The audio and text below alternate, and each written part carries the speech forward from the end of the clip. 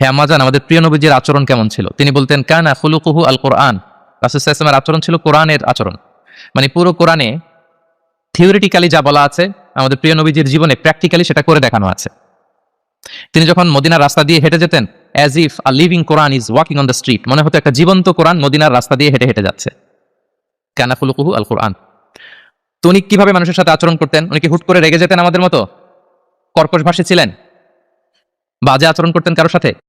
ওনার ব্যবহার দিয়ে, বিহেভিয়ার দিয়ে কখনো কারো মনে কষ্ট দিয়েছেন এমনটি কি আমরা কখনো কেউ শুনেছি? না, নেভার এভার। আল্লাহ তাআলাও কিন্তু কর্কশ ভাষীকে, অশ্লীল ভাষীকে, কঠোর ভাষীকে তিনি পছন্দ করেন না। এবং মুমিন মাত্রই সে ভদ্র হবে, নম্র হবে, সুভাষী হবে। এবং এই সুন্দর আচরণ বা কোমল আচরণকে আল্লাহ রাসূল সাল্লাল্লাহু আলাইহি ওয়াসাল্লাম সব কাজের অলংকার বলেছেন। যেই ব্যক্তি থেকে কোমলতাকে সরিয়ে নেওয়া হয়েছে, তার থেকে সব ধরনের খায়েরকে সরিয়ে নেওয়া হয়েছে। যার মধ্যে কোমলতা নেই, মানে সুন্দর আচরণ নেই, তার মধ্যে কোনো খায়ের নেই, তার মধ্যে কোনো কল্যাণ নেই। আমরা যদি আল্লাহ রাসূল সাল্লাল্লাহু আলাইহি ওয়াসাল্লামের পুরো বায়োগ্রাফিটা একটু স্ক্যান করি, সংক্ষেপে দেখার চেষ্টা করি, তাহলে দেখব যে তিনি বড় ছোট, নারী পুরুষ, শত্রু বন্ধু নির্বিশেষে সবার সাথে খুব অমায়িক আচরণ করতেন, চমৎকার আচরণ করতেন।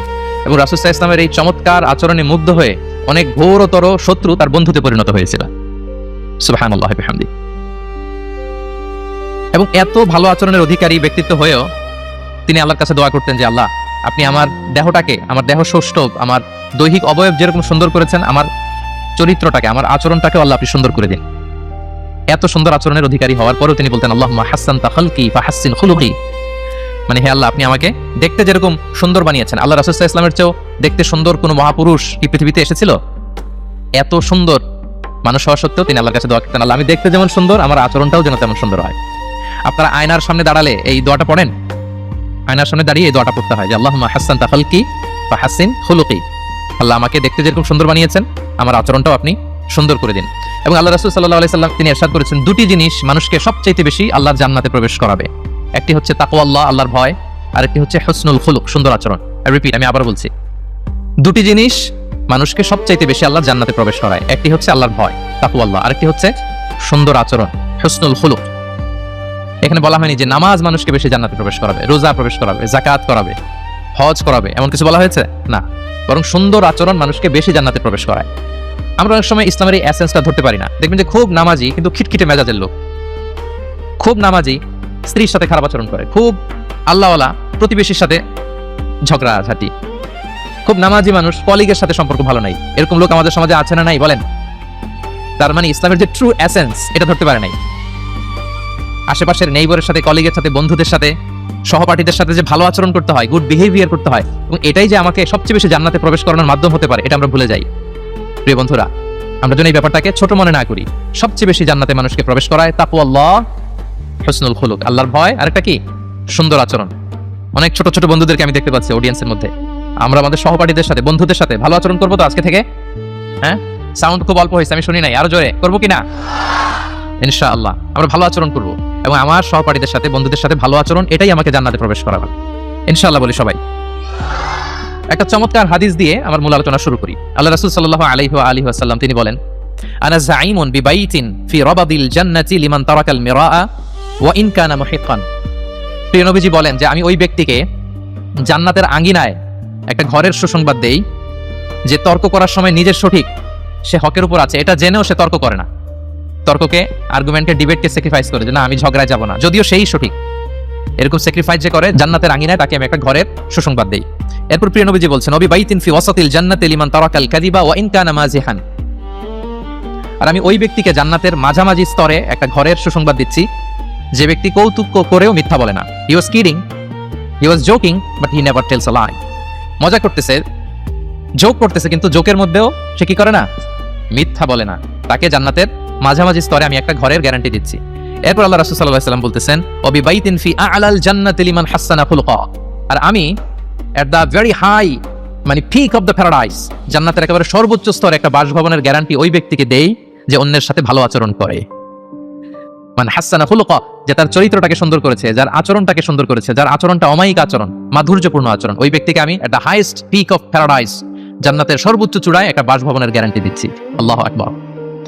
তাহলে আমার আশেপাশে যারা আছে তাদের সাথে ভালো আচরণ করা, গুড বিহেভিয়ার করা, এটা ছোটখাটো কোনো বিষয় নয়, এটা অনেক গুরুত্বপূর্ণ একটা বিষয়। কিন্তু আমরা অনেক সময় এটা গুরুত্বটা বুঝতে পারি না, এটাকে ছোট করে দেখি। তো সম্মানিত বন্ধুরা, আমরা দেখবো যে আমাদের প্রিয় নবীজি অন্যের সাথে কিভাবে আচরণ করেছেন, তিনি শিশুদের সাথে কিভাবে মিশেছেন, প্রাণীর প্রতি ওনার নবীজের আচরণ কেমন ছিল, শিশুদের সাথে কেমন ছিল, নারীদের সাথে কেমন ছিল, সাহাবাদের সাথে কেমন ছিল, কর্মচারীদের সাথে আচরণ কেমন ছিল, নিজের স্ত্রীদের সাথে কেমন ছিল, প্রতিবেশীর সাথে কেমন ছিল, যুদ্ধবন্দীদের সাথে প্রিয় নবীজের আচরণ কেমন ছিল, ভিক্ষুকের সাথে আচরণ কেমন ছিল, এমনকি যুদ্ধের ময়দানে শত্রুদের সাথে প্রিয় নবীজের আচরণ কেমন ছিল। এই 10টি পয়েন্টে দ্য এক্সাম্পলারি প্রফেটিক বিহেভিয়ার এই শিরোনামে আমরা কিছু কথা আজকে শুনবার চেষ্টা করব। আমি কোন টপিকটা ধরে ধরে আগাচ্ছি আলোচনার এই জায়গায় এসে, এটা তো সবার কাছে ক্লিয়ার না? ক্লিয়ার সবার কাছে? ওকে, লেটস মুভ অন, আমরা আগাই। আমরা শুরুতেই একটু দেখার চেষ্টা করি যে পশু পাখি প্রাণী, এই প্রাণী জগতের প্রতি প্রিয় নবীজির আচরণ কেমন ছিল।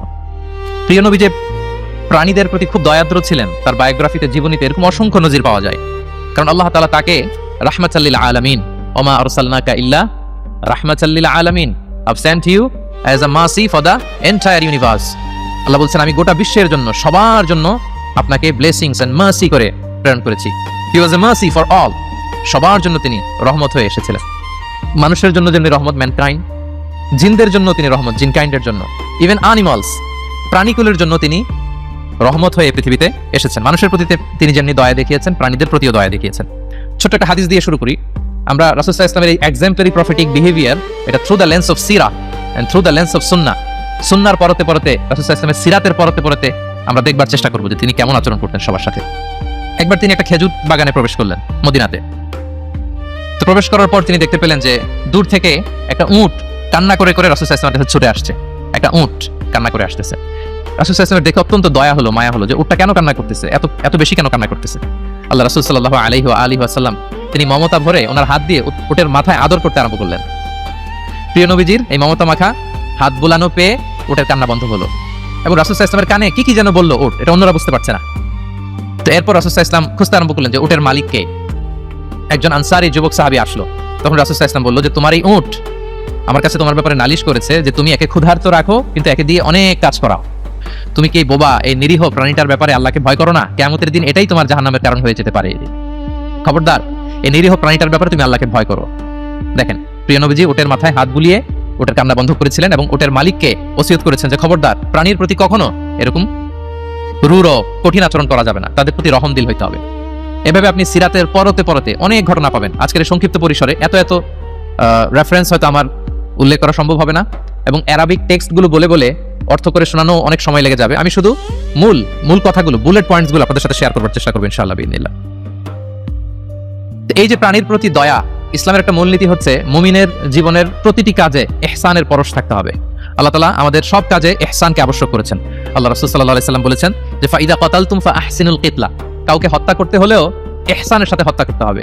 ধরুন যে অপরাধের কারণে আদালত কর্তৃক সাব্যস্ত হলো যে একজন মৃত্যুদণ্ড প্রাপ্ত আসামি, তো তাই বলে কি আপনি যা ইচ্ছা তার সাথে করতে পারবেন?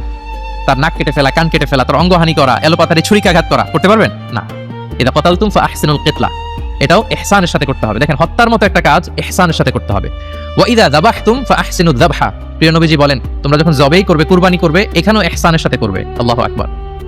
করতেছি জবাই, করতেছি কি বলেন সবাই আমার সাথে, করতেছি কি জবাই, কারণ প্রাণীটাকে তো মেরেই ফেলতেছি, কিন্তু প্রিয় নবীজি বলেন এই জবাই করার ক্ষেত্রেও ইহসান করতে হবে। এত সুন্দরভাবে দ্রুত তার গলায় ছুরি লাগাতে হবে যাতে কয়েক সেকেন্ডের মধ্যেই জবাইয়ের কাজটা হয়ে যায়। আপনি ইচ্ছে মতো এলোপাতাড়ি তাকে ছুরি দিয়ে কষ্ট দিতে পারবেন না। মুমিনের প্রতিটি কাজে যেন ইহসানের পরশ থাকে। একবার আল্লাহ রাসূল সাল্লাল্লাহু আলাইহি ওয়াসাল্লাম এক সাহাবীর পাশ দিয়ে যাচ্ছেন। ওই সাহাবী একটা ভেড়াকে জবাই করার জন্য মাটিতে শুইয়ে পা দিয়ে চেপে ধরে এরপর ছুরি ধার করতেছে। ছাগলটাকে মাটিতে শুইয়ে পা দিয়ে চেপে ধরে এরপর কি করতেছে? ছুরি ধার করতেছে। আর প্রাণীটা এই ছুরি ধার করার দৃশ্যটা দেখতেছে। আল্লাহ রাসূল সাল্লাল্লাহু আলাইহি ওয়াসাল্লাম তাকে ধমক দিলেন, শাসালেন, বললেন তুমি তো এটাকে 2 বার জবাই করে ফেললে, একটু পরে তো জবাই করবে, এখনই তো জবাই করে ফেলতেছো, তুমি কি আগে ধার দিয়ে নিতে পারলা না? জবাইয়ের আগে তুমি কি ছুরিটাকে ধারালো করে নিতে পারলা না, শার্পেন করে নিতে পারলা না? এভাবে আল্লাহ রাসূল সাল্লাল্লাহু আলাইহি ওয়াসাল্লাম সব সময় প্রাণীদের প্রতি তিনি দয়া দেখিয়েছেন। এবং তিনি বনী ইসরাইলের একটা ঘটনা বলতে যেয়ে তিনি বলেছেন যে একজন প্রস্টিটিউট লেডি, ব্যভিচারী নারী, যার জন্য জাহান্নাম বরাদ্দ ছিল, কিন্তু একটা তৃষ্ণার্ত কুকুরকে পানি খাওয়ানোর কারণে আল্লাহ তাআলা ওই পাপাচারী নারীকে জান্নাত দান করেছেন। সুবহানাল্লাহি ওয়া বিহামদিহি। তার জন্য জাহান্নাম ছিল অবধারিত, কিন্তু একটা তৃষ্ণার্ত কুকুরকে পানি পান করার কারণে তাকে জান্নাত দিয়েছে কে? আল্লাহ সুবহানাহু ওয়া তাআলা। তাও কেমন একটা প্রাণীকে? কুকুরকে। আমরা গুরুত্বই দেই না। সামান্য একটা কুকুরকে দয়া দেখানোর কারণে আল্লাহ তাআলা এই জাহান্নামী নারীকে জান্নাত দান করেছেন। আমরা যদি খেয়াল করি যে আমরা আমাদের সমাজে কুকুর বিড়াল দেখলে কি করি বলেন তো? রাস্তাঘাটে কি করি? দেখি অডিয়েন্সের কাছ থেকে আমি একটু শুনি, কি করি আমরা? তাড়িয়ে দেয়। আর কি করি? ঢিল ছুরি। আর কেউ কেউ খাবার দেয়। মাশাআল্লাহ, এই তো এটাই তো প্রিয় নবীজির সুন্নাহ, আমরা খাবার দিব। এক্স্যাক্টলি। কিন্তু আমি জানি না কেন যেন বাংলাদেশে কুকুর দেখলে বিড়াল দেখলে কি করে? তাড়ায় দেয়, ঢিল ছোড়ে, লাথি মারে, এরকম করে না অনেক সময়?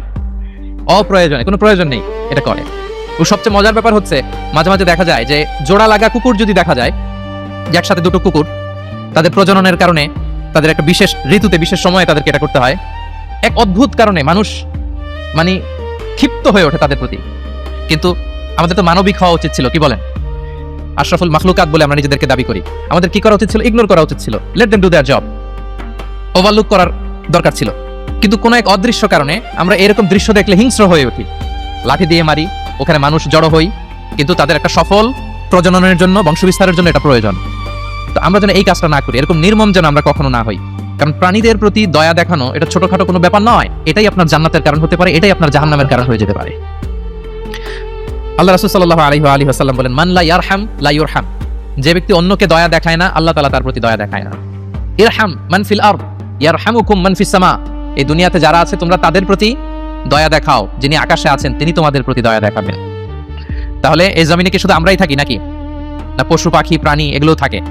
এদের প্রতিও যদি আমরা দয়াদ্র হই, মমতা দেখাই, করুণা দেখাই, আমাদের প্রতিও দয়া দেখাবে কে? এবার আওয়াজ করে বলুন তো, আমরা আল্লাহর দয়া পেতে চাই কি চাই না? সবাই চাই। তাহলে প্রাণীদের প্রতি কখনো আমরা যেন নির্মম না হই, অমানবিক না হই, আমরা যেন মানবিক হই। আমরা অনেক উন্নত দেশে দেখি যে হাইওয়েতে একটা সাপ যাচ্ছে, এই সাপ দেখে একটা গাড়ি থেমে গিয়েছে, স্টপ। তার পেছনে পেছনে শত শত গাড়ি স্টপ। তারা বন বিভাগকে নক দেয়, স্থানীয় পুলিশকে ফোন দেয়, তারা এসে সাপটাকে উদ্ধার করে এরপরে গাড়িগুলো চলতে শুরু করে। একটা ভিডিও ক্লিপস আমি এমনও দেখেছি যে একটা হাঁস তার বাচ্চাগুলোকে নিয়ে হাইওয়ে পার হচ্ছে। হাঁস তো খুব আস্তে আস্তে হাঁটে, একেবারে পিপিলিকার মতো একটু একটু করে হাঁসের বাচ্চাগুলো যাচ্ছে, শত শত গাড়ি at the middle of the highway stop. আল্লাহু আকবার। কিন্তু বাংলাদেশে দেখবেন যে রাস্তা দিয়ে সাপ যায় না, কুকুর যায় না, বিড়াল যায়, কোনো কেয়ার নাই, একেবারে ড্যাম কেয়ার। যে প্রাণীদের প্রতি দয়া দেখায় না, আল্লাহ তাআলা তার প্রতি দয়া দেখান না। তাহলে প্রিয় নবীজি প্রাণীদের প্রতি কতটা দয়াদ্র ছিলেন, মমতাময় ছিলেন, এটা সবার কাছে ক্লিয়ার? ওকে, মাশাআল্লাহ। লেটস মুভ অন, আমরা সামনের দিকে আগাই। এবার আমরা একটু করে জানার চেষ্টা করি যে শিশুদের সাথে প্রিয় নবীজির আচরণ কেমন ছিল।